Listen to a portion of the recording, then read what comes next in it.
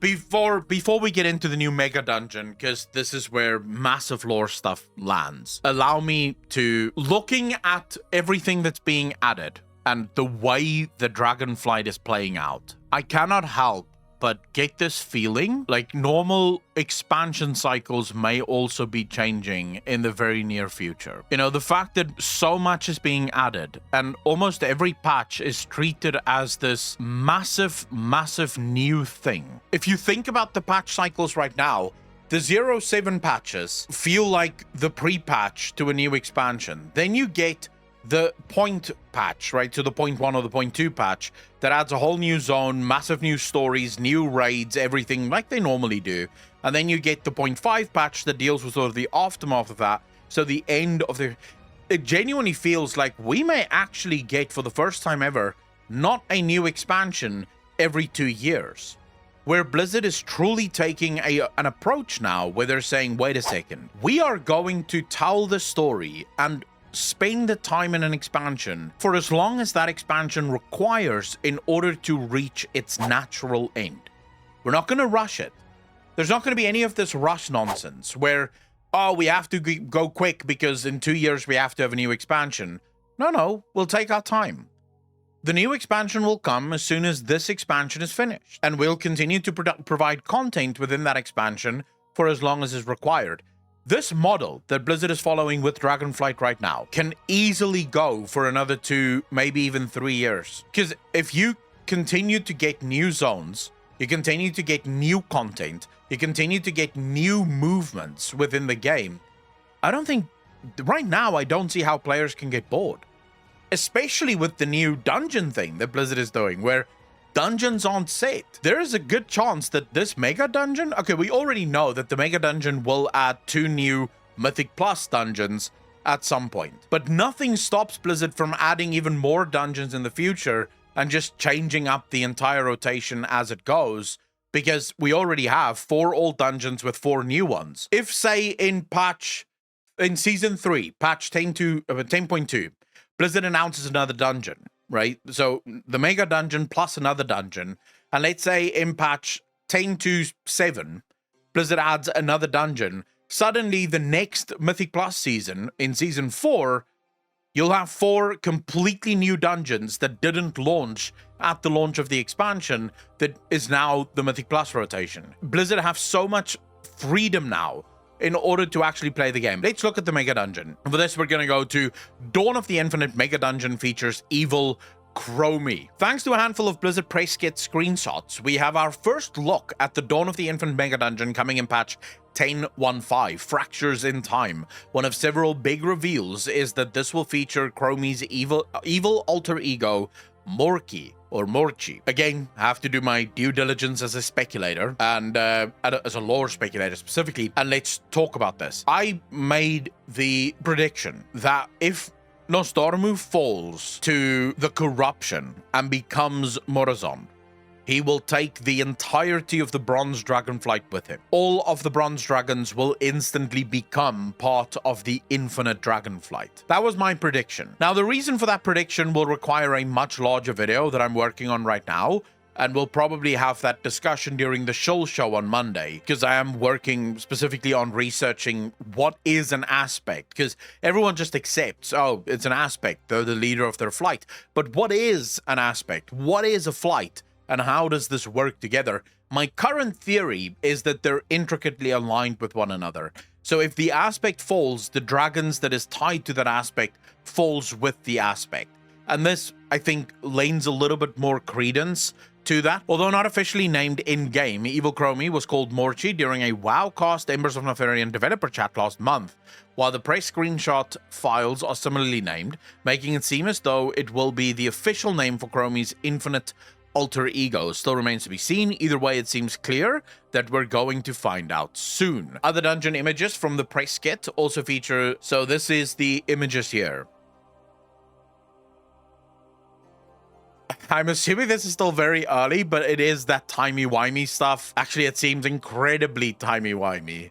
You have these different pillars with different buildings on it, and different moments in time that you're sort of switching and shifting towards. There is an image, apparently, of Galakron somewhere in this. There's mention of, in this new dungeon, we will be fighting Galakron and Iridikron. Is it this one? Yeah, it is this one. Okay, thank you so much for that, Steve.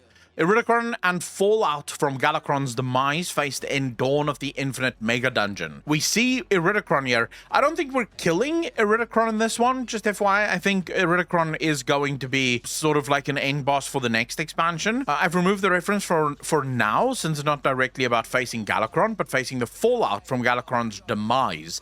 We'll share more details about the Mega Dungeon a bit later in development in a standalone article. Apparently, we're not actually fighting Galakron, but we are...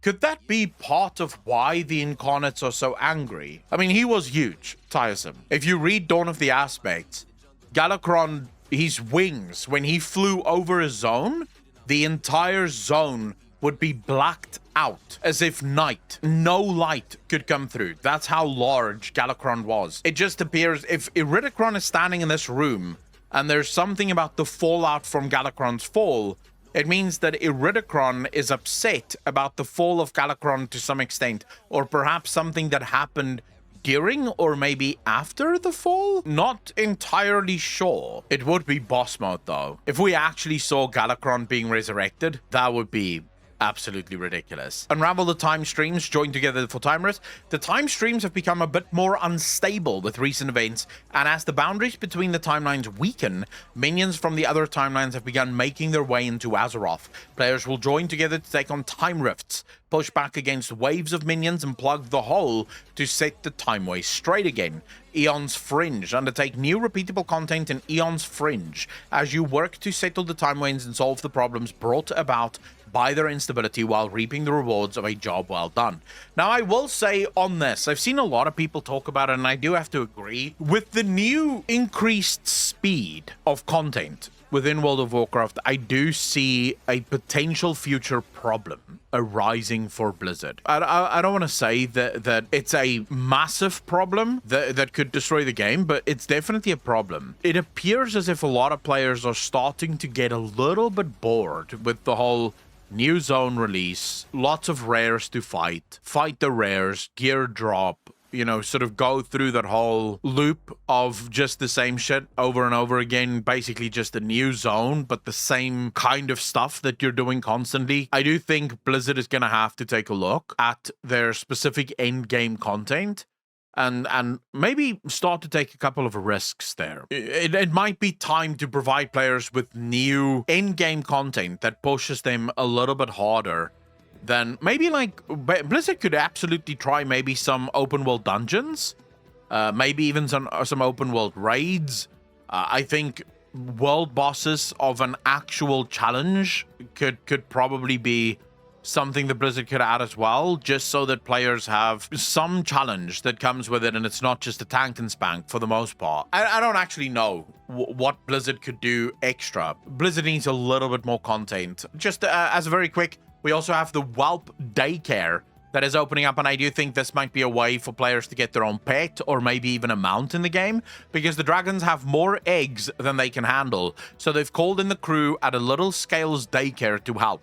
The crew quickly finds itself overwhelmed and so has asked for a little help from their friends, you.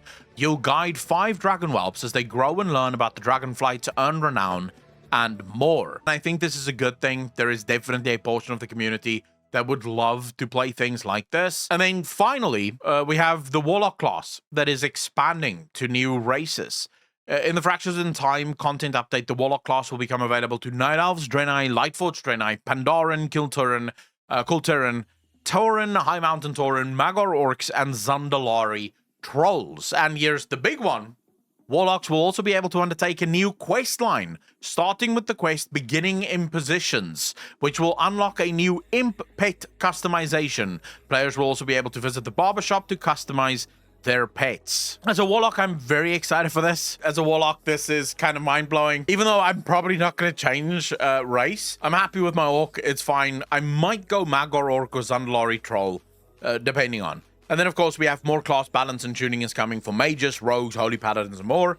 But all of this is going to be, you know, we'll see how this plays out towards the end. All in all, I'm super excited. as I said at the start of the previous video, I love the communication from Blizzard. I love the fact that there is so much story jam-packed into every single one of these patches.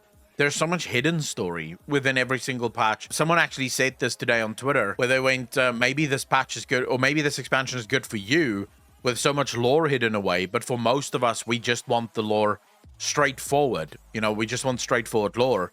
And I'm going, no, you want to be exploring and then discover things as you're exploring. There's no point if the lore is just sort of slap bang given to you, you know, right off the bat.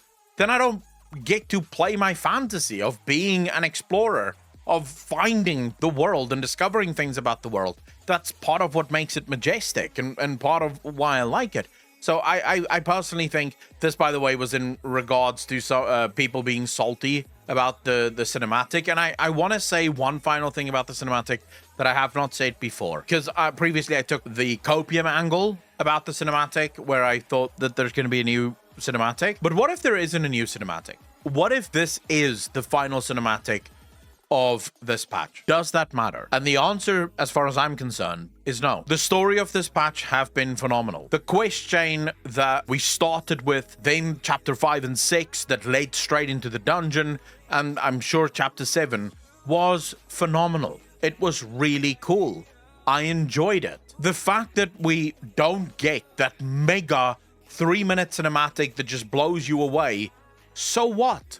That cinematic would have been the cherry on an already brilliant chocolate sundae. It's already good. The cinematic doesn't take away from the fact that the story was really good. And I really enjoyed the story. I enjoyed playing through the story. So maybe sometimes people need to stop expecting more and more and more from Blizzard, because it's starting to feel like whatever Blizzard gives us, no matter how good it is, if Blizzard gives you a hand job, you're angry because it wasn't a blue job. If they give you a blue job, you're angry because they didn't stick their finger in. It's sort of like, at some point, it's still good enough. If it was a phenomenal hand job, that's a phenomenal hand job, right? Sure, it wasn't a blue job, but you still came. You still had a good time coming. And that's really the only thing that should matter here, is the fact that you came, you had a good time, everything was fine. Sure, maybe later you'll get a job, but for now you had a hand job and you can go tell all your friends about it. At the end of the day, I just feel like when it's good, it's good. And you don't always need to be one up, because that's mathematically impossible. There will always be some things that sort of, well, you know, shit, that wasn't the best. But so what? Everything else around it was really good and was really solid. If you take all of the cinematics that we have had this expansion, there's one that's been a little bit mediocre, but the rest have been phenomenal. Like, seriously, are we gonna split hairs about the one that was bad when you have 20 or 30 that's been actually fucking good? And we need to sometimes just go, you know what I got was good enough. It was actually pretty good, and I don't need better than that. It was just fine. And yeah, I'm sorry if there's people that's disagreeing with that, that's fine, but I can tell you now, it is mathematically impossible to just always be better than what you were before. You can't. At some point you're gonna have an owl. At some point you're not gonna have something that quite lives up to the hype and the expectation of the player base. And if the player base can simply accept that, hey, this was pretty good, why does it matter? It was pretty good, and that's really all that matters. But anyways, I'd love to hear your thoughts. What are you guys most excited for patch